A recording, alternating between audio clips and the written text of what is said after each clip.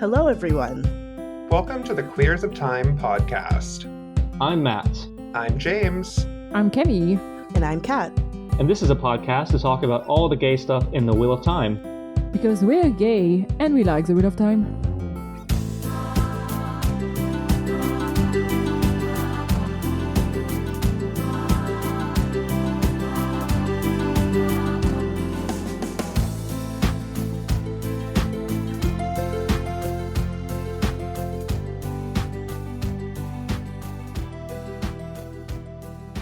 As always, thank you to our feral venerators of Soirain, Lurks, Morshadi, Charlie, and John. Yay, thanks for our patrons. Thank you. We love our patrons. Mhm. We do. And if you join our Patreon, we'll love you too. Yes. Our love is exclusively for patrons. We don't love partners or friends. No. We only love patrons. No. Unless you're paying my bills. Exactly. I'm not giving you any love. Exactly. Are you paraphrasing RuPaul there? I was just gonna say. I am. But you hate RuPaul. I do, but sometimes he has some okay things to say. Sometimes he has points. If they ain't paying your bills, pay them bitches no Just mind. no mind. And if I fly, or if I fall, at least I can say I gave it all. I don't know how it goes. Y'all went feral and Camille and I were absent, didn't y'all? It was our podcast for a while. That's right. We had the reins. Well, today Matt is back and we are talking about The Gathering Storm, which is appropriate since darkness is falling across the northern hemisphere, casting upon us falling leaves, snow, and seasonal depression, where some of us, after reading The Gathering Storm, are begging for the sweet release of Gawyn's death, especially after reading this section. So, without further ado, let's discuss The Gathering Storm, chapters 13 through 15. So, I don't know about y'all, but I got from my first note in reading chapter 13. Oh, wait. Wait. Library.tarvalon.net, The Gathering Storm, chapter 13. So in this chapter, I almost forgot, y'all. I almost forgot to do a chapter summary real quick. But in this chapter, Gawyn is practicing swordplay with a couple of warders. Practicing swordplay. That's what the Tarvalon library says. Mm-hmm. Practicing swordplay against two warders, 2 against 1. Very hot. Ooh. And he beats them both. He has a conversation with one of the warders saying that the other warder says he wants to bond, or he wants his Aes Sedai to bond Gawyn. Mm-hmm. And Gawyn is like somewhat not interested. No hetero, bro. No hetero, bro. No hetero. Perfect. Okay, perfect. Yeah. He says no, or he says he'll think on it, but he says no pretty much. He leaves and Gawyn goes to the village center. He notices that the mayor's house is where... Oh, okay, none of this matters. This is too long of a summary. It's just a chapter. It's just a chapter. The Aes Sedai are having a conversation. Gawyn learns that Egwene is the quote-unquote false Amyrlin, and he decides to leave to go and save her. So, yeah. Oh, Gawyn. That's such a long chapter summary for so little. Yeah. Oh well. That's the thing. Not a lot happened in this chapter. I'm sorry. An entire gay hookup happened. I'm sorry. You're absolutely right. A headcanon gay hookup. It was not headcanon. This for real happened. They totally sucked each other's dicks. Well, it certainly wouldn't have made Gawyn more bearable if he actually did in the series at any time. I think Gawyn is more of a twink, so it would have made him more twinkable. Oh god, James is making puns. But my first note in the entire thing is like, because Gawyn is describing Sleet, like it takes up an entire page and a half to describe Sleet, and I'm like, why is Gawyn so obsessed with him? It's coming across that way. It's coming across as a low-key crush. Mm-hmm. Yeah. Because he wants a little sleet and snow. And the snow part of that would be? Come. Oh, well, there you go. My jokes are best when they are subtle. Subtle, like a demure, mindful British waif. That's that's right.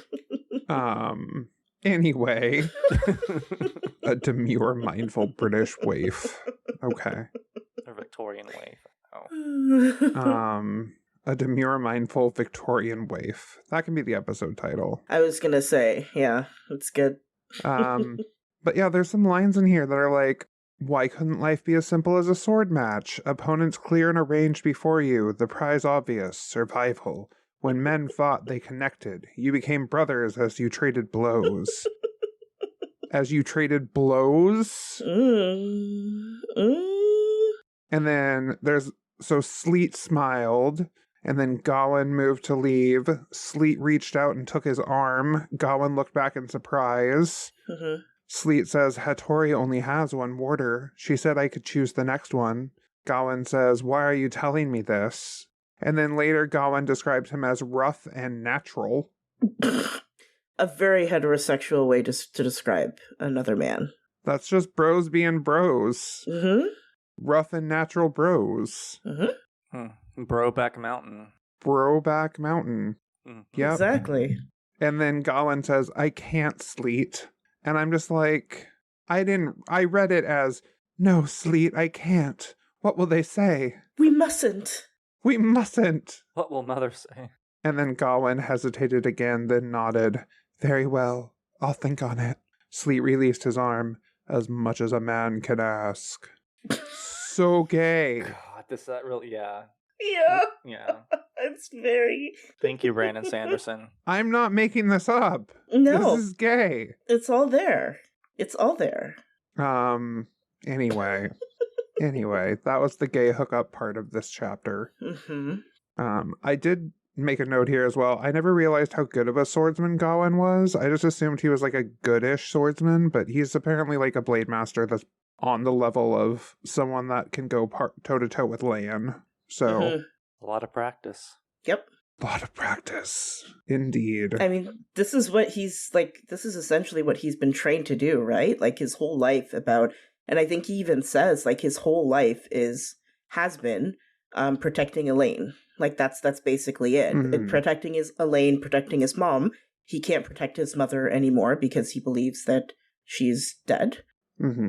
And you know, the new person that he sort of shifted his focus to is obviously Egwene, and up until this point, he had no reason to think he needed to protect Egwene either.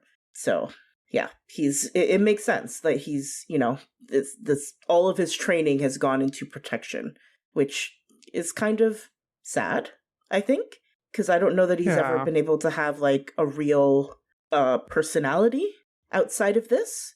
Which may actually explain a few things about some of his choices, you know? Oh, shit. What? Sorry. No, I was just saying, like, well, Maria hates Gawyn, and that reminded me, I need to email Maria. Oh, shit. Matt, I have to tell you, the way that you said that, it sounded like you had this grand realization about the character of Gawyn, and I was so ready for it. I was like, oh my god, what? Oh, fuck no. What has Matt figured out? Matt has cracked the code to something here. No, but I will tell y'all. Oh, go ahead. At WatCon, I was sitting around the table with a few people, and Maria Simmons was there, and we were talking about characters we liked, and I said, oh, I love Galad. And she just gave me this look, like the stankiest look you could, like, ever fear to receive from her. And I was just like, well, you know, I think his character arc is so great, and I just, like, I love that how he starts out and how he ends, and I just, like, expounded on why I loved Galad so much. And she was just like, okay, dear. and we did a panel together. And I came to find out she thought I was talking. She'd heard Gawyn. Oh, well, that makes sense. Yeah. She heard Gawyn. Okay. And after that, I became my dear instead of just dear. So there you go. You had her questioning her, you know, like she was questioning some things. She was like, oh my god, okay. She's like, what kind of people do they allow to this convention? Yeah, they just let anyone in? Any old riffraff? My god. Any trash? What trash was on the side of the road that came in? It was me. It was me all along. But yeah, after the gay encounter where they totally had sex, we get to Gawyn going in and visiting the Aes Sedai, and his entitlement really shows through. Yeah. Because he is like, he shouldn't have to eavesdrop. He was commander of the younglings, and the Aes Sedai were taking good advantage of his troops. They owed him information. And then he, like, knocks on the door, and the Aes Sedai is like, we were not to be interrupted. And he says, those rules don't apply to me. Like, God. Girl. My God. Gawyn really is Mormon-coded. He is so aggressively heterosexual, yet the gayest man you'll ever meet. Mm-hmm. I think it was over for Gawyn when Brandon Sanderson started writing him. Oh, for sure. Like, it was just over. That boy never had a chance. He never had a chance after that. Mm-mm. I mean, I don't know if he ever had a chance regardless, but... Right. It's doubly so after Doubly so, yes. There was also another line in there that was like, he supported Elida because he disliked his sister's treatment, or blah, blah, blah. He supported Elida because he disliked Siuan's treatment of his sister and Gawyn. And I'm like, bro, what do you know about that? That's what I'm saying. I raised my eyebrows at that too. I was like, what? Like, how much is Elaine and Gawyn telling you about what's going on? Yeah. The math was not mathing with that. That didn't make any sense. Yeah, I don't know. Yeah. But, I mean, who knows? Maybe they did, and it was just an off-screen moment. Maybe they did tell him some things, but couldn't tell him everything for obvious reasons, maybe. Right. Who knows? Right. Maybe it did happen that way, and it's just been 11 books, and I can't remember anything. It's completely possible. Yeah. It's also, like, and I know other people have brought in the fandom have brought this up, like, Gawyn is very much, and all characters suffer from this for sure, but I think Gawyn especially suffers from this. He's very much he gets bits and pieces of information, and then he makes the worst kind of assumptions with them. And I know other characters do this. Elida is an excellent example of this. It's like they all have palantirs. Yes. Yes, exactly that. I know what that is. Yay. Yes, it's like they all have palantiri, and they're all like, this is all great. Oh, wait, no, this is all awful. Mm-hmm. Exactly. Yeah, I don't know. Yeah, he's... Oh, Gawyn. I wish he could... It's unfortunate. He just can't seem to... I don't know. He just makes the worst leaps. Like, when he started going on about Rand... and it's like, he needed to be put down. And I was like, okay, Gawyn, I think you need to settle down a little bit there. It's... Yeah. That's the Dragon Reborn. But anyway. Yeah, I mean, I don't get his vitriol towards Rand, but that's just me. Well, he believes that he killed his mother, right? Morghese, right? Oh, yeah. So I think that's where it comes from. But again, like, he's received bits and pieces of information, and he's made assumptions from those bits and pieces. And the unfortunate part is he doesn't really have anyone to say that he's wrong in these assumptions, just because of happenstance, I think. And so, yeah, we get this. It's not fun. It's unfortunate. Yeah, Gawyn. Unfortunate just describes Gawyn all around. Yeah. Also, I was trying to figure out what one of the things... So I think the thing that bothers me the most about Gawyn, well, maybe not the thing that bothers me the most, but one of the things is as soon as he finds out that Egwene is, like, the one that they raised to be the fake Amyrlin, quote-unquote fake Amyrlin, she's been captured, all of this, he decides he's going to go rescue her. And I'm sure you're thinking, but Kat, why would you say that that's a bad thing? This is a good thing, surely. He only cares as far as Egwene is concerned. Like, that's his only motivation for it. And so, like, as long as someone, like, people personally, he's personally cares about, then he's like, okay, I'm going to care about the situation. And it reminds me of, like, you know, when people are talking about horror stories about women and stuff like that, and men are like, oh, well, I don't think that happens. I don't think it happens. Well, what if it was your sister? Well, suddenly I care. Right. And it feels like Gawyn is like that. That is the vibe that I get from Gawyn. And I couldn't figure out what it was that bothered me. And that's That's one of the things that bother me the most about him. Gawyn definitely follows Elon Musk on Twitter. You think so? Oh, yeah. Like, he's not far right, but he's like, he says, I'm not political. I vote for the candidate, not the party. But if you look at his voting record, it is all Republican. And he calls gays groomers, even though he's getting raw dog dick down hard in the park behind his Mormon neighborhood. I mean... Exactly. That's just Gawyn. I don't know. He's the type of person he's just untrustworthy in that, like, you know? Yeah. He cares only as far as the people that he cares about are concerned. Like, he's not going to do something for the greater good. You know what I mean? Even though what happened to Swan was horrible, and very much not okay, he still supported it. And was like, yep, I'm gonna go along with this because. Yeah. Because that's how I feel about my feelings, and only his feelings matter. Yeah, exactly. No, that makes sense, unfortunately. Mm-hmm. Do we have anything else for this chapter? No. It was a Gawyn chapter. It was stupid. Mm-hmm. Yeah. Next we have chapter 14, A Box Opens, which is a Cadsuane chapter. Very short description this time, thankfully, but Sorilea manages to make Semirog react by commenting that she looks very human. Sorilea and Cadsuane once again agree on working together on Rand. Also, Sorilea is shown the male Adam that Cadsuane has in her possession. This was a good... I know that people have trouble with Cadsuane. I don't understand it. I love her as a character so much. Yeah, like, me too. Oh my god. Maybe it's just the cisheads that hate Cadsuane, because she's mother, as the queers say, as the youths say.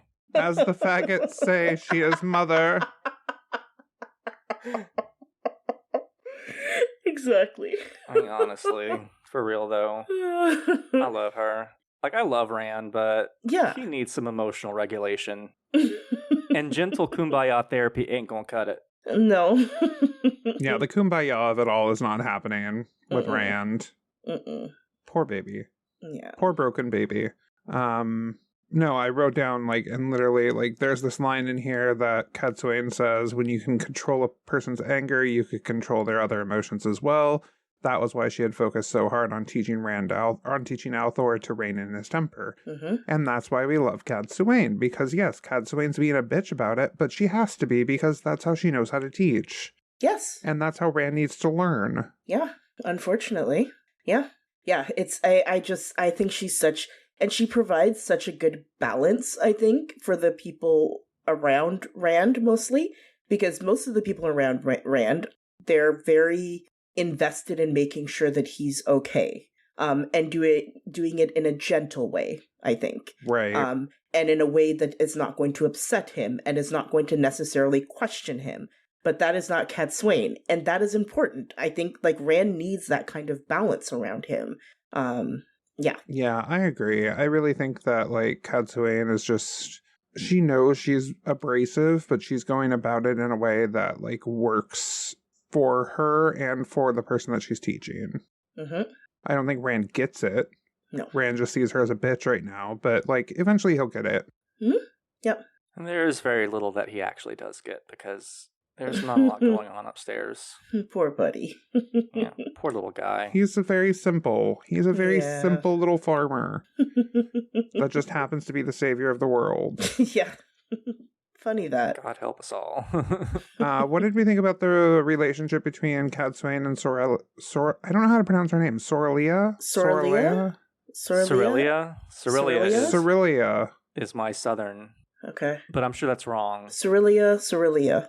I love it. What do we feel about the relationship between them? Who is it Camille that ships them? Oh. Probably. Is it Camille that ships them? I feel like it is. It would be. If it is, Camille, you let me know if I'm correct in that. I get it. After reading this chapter, I get it. They're two old women who are like, you know, they have a very gruff kind of approach to things, and they have so much respect for each other. They may not necessarily agree with each other, I think Cadsuane even says, like, she doesn't even know if Sorilea would be on her side in everything, or if her motivations are the same as hers, but she can at least trust that, like, this bitch can get shit done. Like, she has things under control.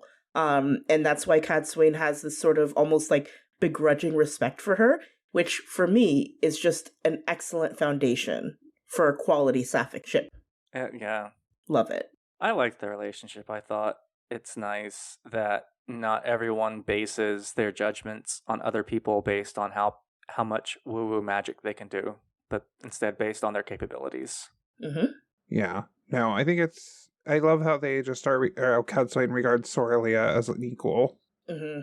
Like, yeah. I like the quote here, like, they were two aged hawks, Sorilea and she, accustomed to roosting and reigning, now forced to nest in neighboring trees. Deference did not come easily to either one of them. Mm-hmm. Yeah. Yeah, it's I enjoyed it, and just, you know, the their interactions as well with Semiraj, which also fascinating to watch.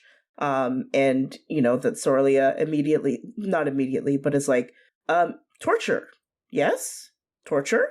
Because, you know, Aiel. Right. And Cadsuane is like, no, that will not work. Especially with this one.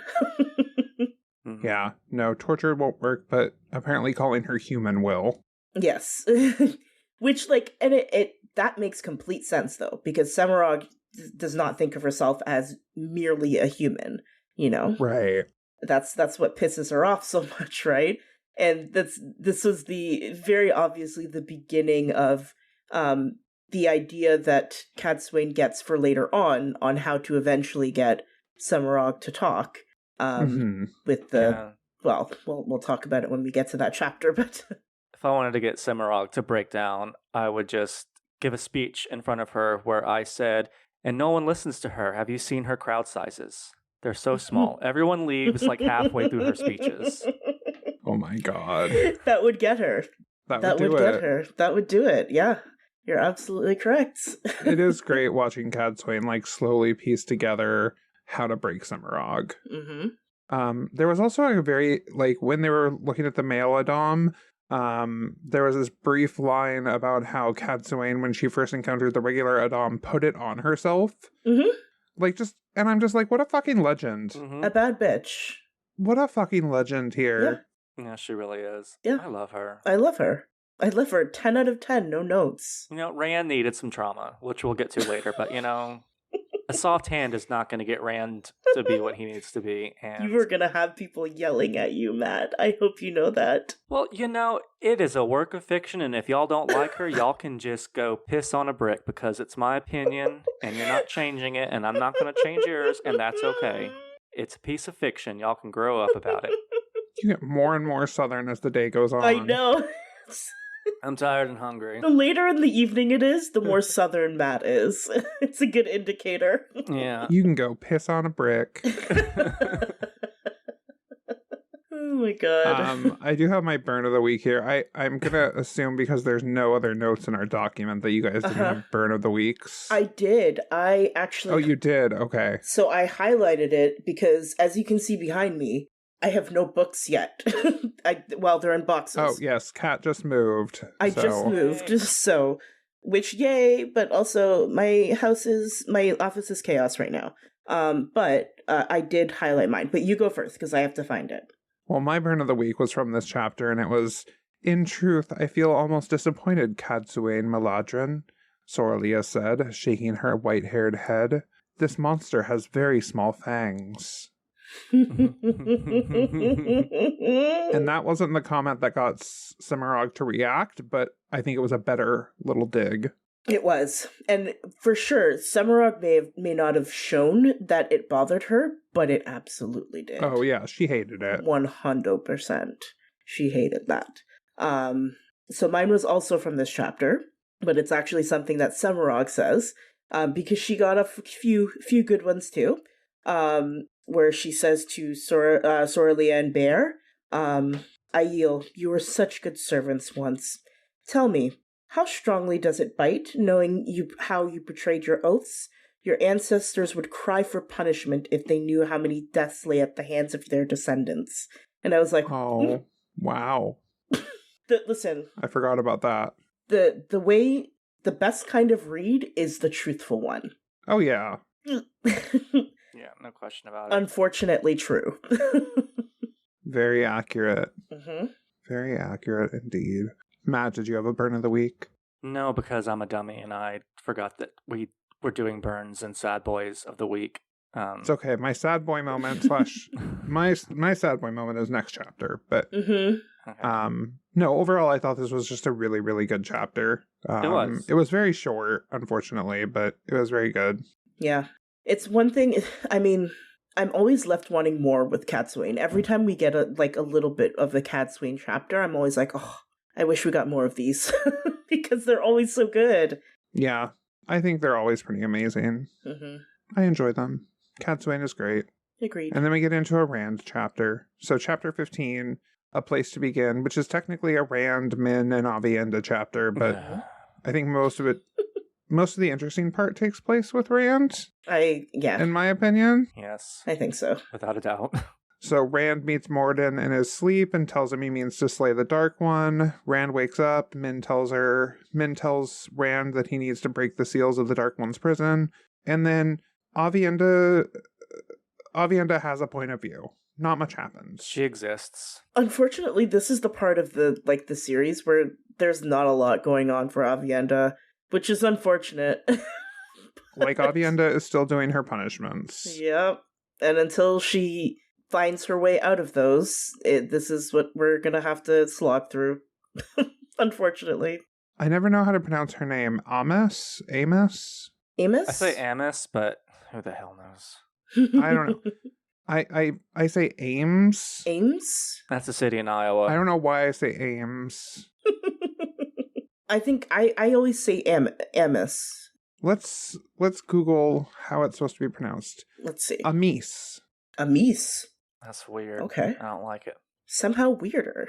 Yeah. Anyway, they have a conversation about something, and Amis is like, well, you still don't get it, so I'm going to have to increase your punishments because they've been going easy on you. Talk about a one-hit wonder. And Avienda's like, OMG.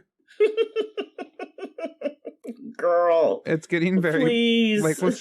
It's getting very boring. I hope she figures it out soon. Oh my god. Her chapters are just so aggressively boring. Or her it's just POV places. And this is, unfortunately, this is coming back to me now. It doesn't really pick up for her again until she figures out what's going on with her punishments. Well, how could it? Her entire life is just punishments right now. Yeah, exactly. She's being a wise one. She's just not realizing that she's just being dumb. I hate the wise ones. I'm just going to say it. You hate the Aiel. I hate the Aiel generally, I think it's the Aiel that you hate. I mean, Gaul is baby boy. We hate the Aiel in general. This podcast does not approve of the Aiel. It does not. With there are some of them that I'm like, okay, you know what? You can stay. You're okay. You're kind of chill. But otherwise, it's just... See, that's the thing with Gaul and the adaptation. It's I wasn't disappointed in No Gaul because I was a huge fan of Gaul, but because he's the least bad of the Aiel for me.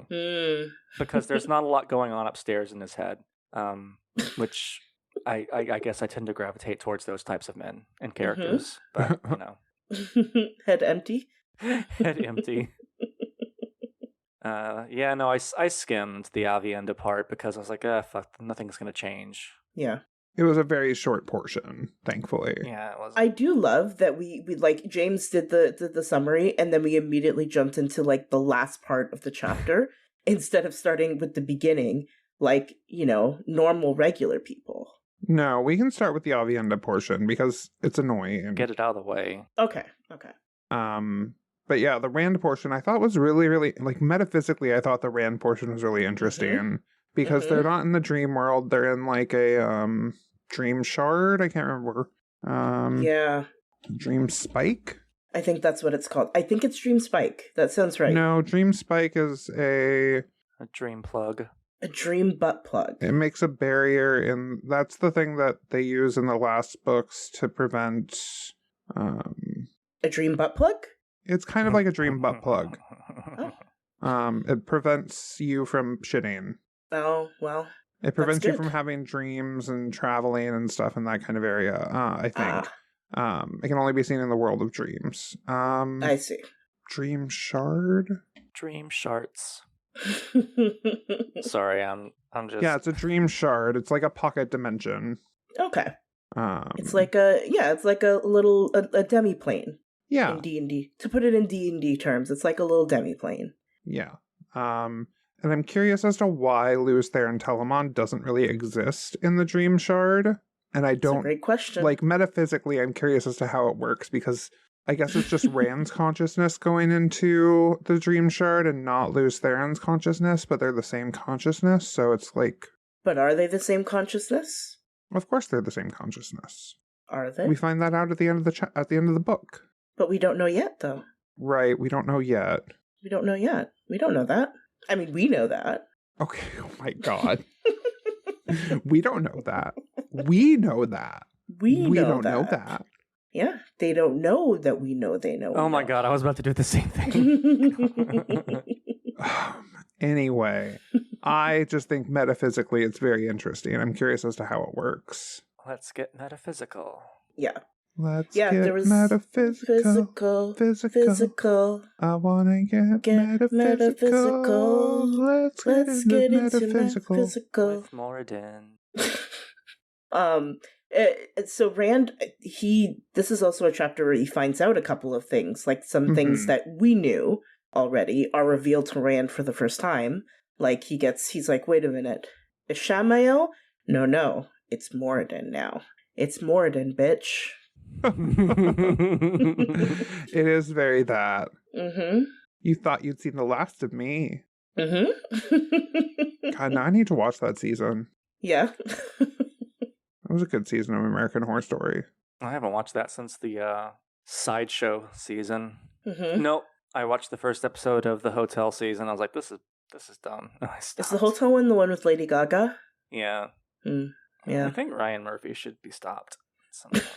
You literally binge watch one of his shows. Okay, but he's only a producer. He doesn't have any control, or he doesn't have any day-to-day in 911. He's a producer on 911? Yeah, I know. It's oh weird. My god. Luckily, there are other co-producers and there are directors, and like he's not the showrunner, so like his ability to ruin it with his Murphiness is limited. Thank God. Mm-hmm. Okay. This man is all over the place, though. He really is, though. He is very prolific. My God. Jack of all trades and the master of none. That's the full saying. Jack of all trades, master of none. Well, there you go. I was going to say jack off of all trades, but... Well, he is a jerk off, too. Also that. But yeah, so Rand in the stream space, I think Moridin, Ishamael, whoever, is just very damaged, obviously. But like the clouds being mouths and tormented faces and silent screams, like this is his comfort place. Yeah. I get it. And also like Rand hearing like the rats clawing at the walls as they're being burned alive. I was like, Jesus Christ, what is this? Yeah, this is... Dude. He's very damaged. Mm-hmm. Again, therapy, please. Not in my will of time. Was it Simrock a therapist? I think so, yes. Or was that another Forsaken? Was she? Oh no, Grendel was a therapist. Grendel is. Simrock was like a doctor. She was a doctor, which again, two professions. Those are professions. Neither of those, it's bad. Bad. I mean, whatever Grendel was not a good therapist, but they need to bring back therapy into the Third Age because they clearly lost that skill. That was something in the Age of Legends. Therapy is from the Age of Legends. It's like... Yeah, they need to bring it back. Just like they brought back traveling. Yeah. Yeah. The Third Age is just like boomers. No, they're all boomers. No therapy. No therapy. Like therapy. That hokey? Ugh. That hokum. What? I'm gonna go see a shrink? A head doctor? Not the head doctor. The head doctor. Yeah, he's really good at it too. Oh my God. He hasn't had any complaints. I was gonna say that. reading this chapter, like the Rand point of view, it's amazing how, I should say spoilers for the end of the books. So yes, skip ahead like 15 seconds. But it's amazing how well the body swap is set up. And it's weird how I did not see it coming at all the first time I read the books. No.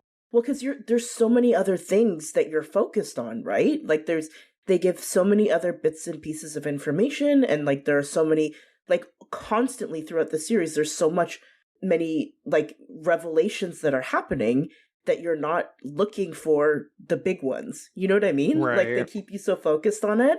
And yeah, it's well done, honestly. It really is.